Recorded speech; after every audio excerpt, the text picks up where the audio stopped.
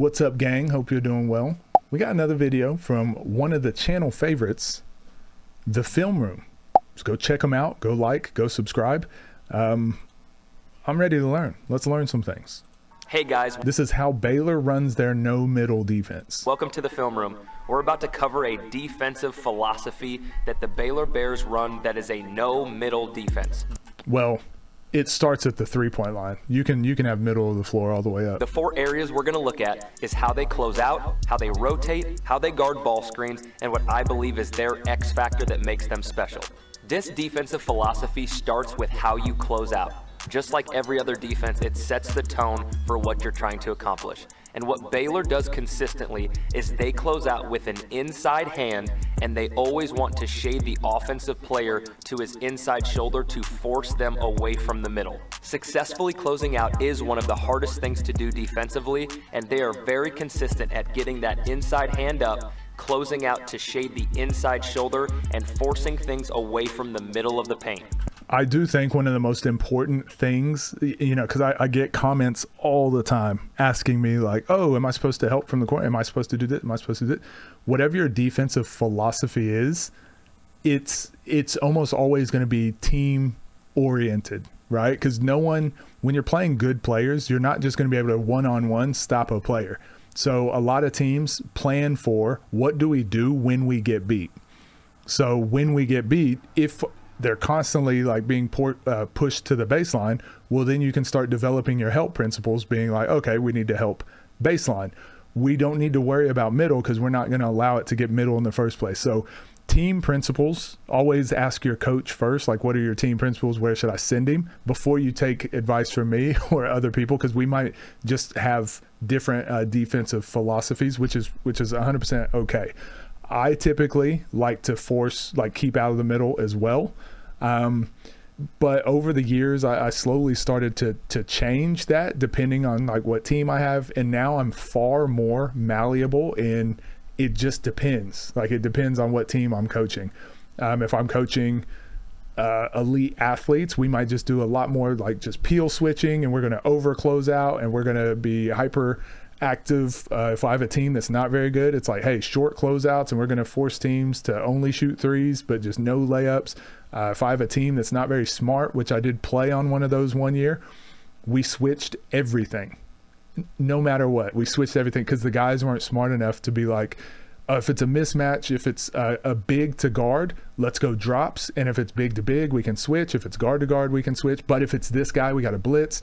They weren't smart enough to have different pick and roll coverages depending on the player or team. So we're like, screw it, just switch everything, and then no help. No one help. So you're responsible for your own guy, because people would over help and then give up a wide open three to like the best player in the league. So we're like, no switching, no helping. And what we found was just like, hey, everyone plays pretty good, solid man-to-man defense, and at least we have someone on the ball at all times. So it just really depends on now that I've just seen so many different situations. Anyways, all that ranting to say, this is just one type of defense you can run, but if you're going to do it, you almost have to fully commit to the entire bit. After studying their defense, they break the court up into thirds, and the middle third of the court is known as the chest zone. Reason why is they want for defenders to meet ball handlers with their chest when they try and dribble penetrate. They are very disciplined at not hand checking people to avoid the 10-1-4 foul, and they meet guys with their chest, they slide their feet, and they focus on... Was he just flexing on us there that he knows what the rule is called? 10-1-4. I see what you're doing. Film room. 1-4 foul, and they meet guys with their chest.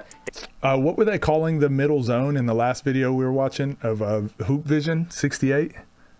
I can't remember what he called it, that middle section. They slide their feet, and they focus on not giving up direct driving lanes to the basket. So even though the defensive philosophy is no middle, in the chest zone, the goal is no paint touches. So you will see 1 through 5, Baylor focuses on not letting anybody get to paint.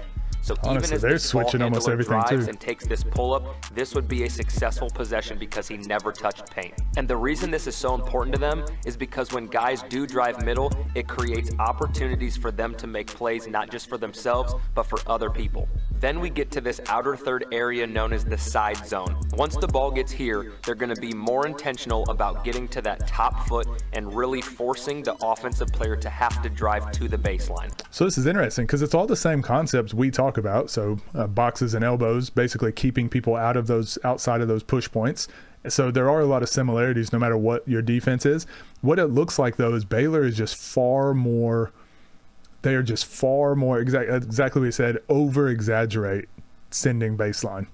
Sometimes that can really mess with an offensive player too. If you're like, wait, he's wanting me to go that way? Is it a trick? Is he trying to deceive me? This is one of the most important things in this defense. They are not allowing somebody to drive to the rim. The goal is to get them to the baseline outside of the paint. Straight line drives to the rim will kill your defense. Now the last area is what I refer to as the dead. So a couple things. So now this, again, so many concepts we've been seeing in these teaching videos I'm noticing is just like, this is the player part that I always try to, so America does one thing really well, and it's develop individual talent. And then I feel like overseas typically develops better IQ and team play. And so we've got to find a way to marry those up, because sometimes we get so lost in the team and IQ play that we forget, like, the goal is to get a basket, right? The goal is to score. But then on the flip side, sometimes we hyper focus on, like NBA, for example. Oh, this guy's so good because he does this thing. And we're like, yeah, but there's no team play, so that's not going to work in the playoffs. Sure enough, they get to the playoffs, get blown out. So right here is a perfect example of, like, if you can't drive, I mean, this is Alcorn State versus Baylor, right? Like, this is very tough to break down, but this is the difference between Alcorn State and Baylor. Baylor's number 2. Alcorn State is not a number. They're 0-4. But if you can't, if a defender is able to guard you like this and you can't just go full speed 1 to 2 dribbles to the basket, there's like literally no help side, you're not going to win this game anyways, regardless of what the defensive setup is. So some of these plays, like I said, we don't have all the context. We don't have all the, this looks like it was during COVID. We don't know the whole context of a lot of this stuff, right? So sometimes we overthink it and overanalyze and go, the reason I'm saying this, I don't want you coaches to be like, oh, defensive philosophy, let's do what Baylor's doing. Baylor's able to do this because they've got elite freak athletes every year. So no matter what philosophy they put in, they're already going to have some sort of success. They also get to train with their players 3 to 4 to 5 hours a day. And a lot of these guys are highly recruited. So they've already got such a good starting base that any philosophy they run is going to have mild success, because this right here, I would never teach any players to defend like this. Goal is to and have no help side, absolutely no help side at all. to get them to the baseline outside of But if you can defend like this, the paint. I'm just going to cut you off, Straight no line. help, and make you pick up the ball. Like, you're probably going to win this. I mean, they're up by 30 right now. They probably blow them out, right? So don't take too much without having the full context. If you do like this idea of what he's talking about, go watch some of the Baylor games, and then you'll see, like, what are the pros, what are the cons for yourself. He might cover those here, but Drives to the rim will kill your defense. Now the last area is what I refer to as the dead zone. I'm not sure what they call it, but it is the corner. When the ball gets to the corner, they shade so far to the inside that they essentially force you to have to drive baseline. so same thing. So what do I always advocate for? The first thing a player needs to learn how to do: attack closeout. So if you catch the ball right here, if you catch this with a split stance, you should be able to take 1 dribble to the basket and get a dunk, or at least get the dominoes to fall, right? 1 dribble, 2 feet in the key. Now you've got help coming over, so you either finish or kick it out, or if he drops down to help you kick it out here. So it's the philosophy is where he's showing where the philosophy works, but hopefully we get into where it falls apart. So far to the inside that they essentially force you to have to drive baseline. They want to make you so uncomfortable in that corner that they force a drive so that they can help. Now, if you already run this defense or you're considering implementing it, you don't have to run these 3 zones the same way. I just want you to see that this is how Baylor's philosophy works. Now, the thing that makes all of these closeouts work is how they rotate. So anytime that the ball does get driven baseline, as they are anticipating, they are going to have what I'm going to refer to as a goalie or a help man who is going to rotate over with early help, and then their back defenders are going to be your rotation or your help the helper guys. And the great thing about this defense is that you can do it over and over. You force baseline, your goalie early helps, and you have your backside rotation guys who are ready for the pass. So the good thing about this is it does have rules for when you get beat. The bad thing about it is it's predicated on kind of getting beat. Not saying that you can't have a successful defense with that. I mean, look at all the success we're seeing with Baylor. But I just remember speaking to, it was a GM of a club overseas. And I was like, what type of players are you looking for? I think I've spoken about this before. I was like, what type of players you look for? Like, he's like, honestly, at the end of the day, if you can't defend a closeout, if you can't defend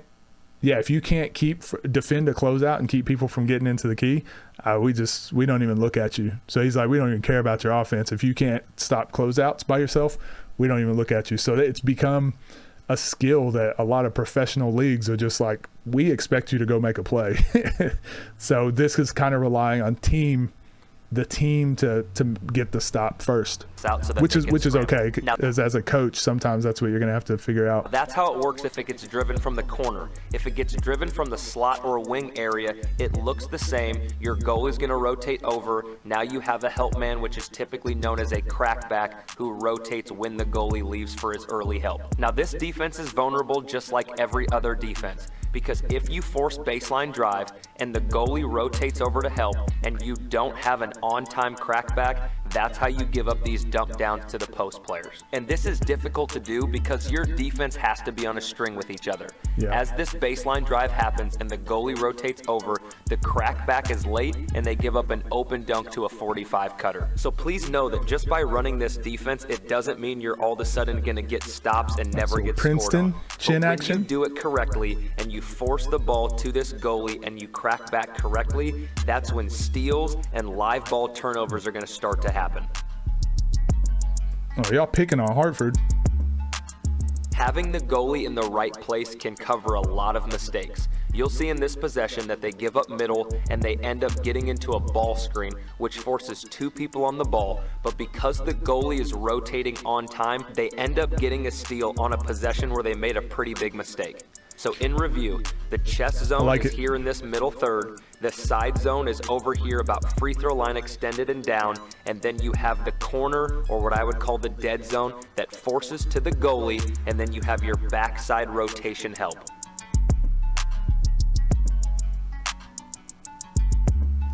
Oh, no foul?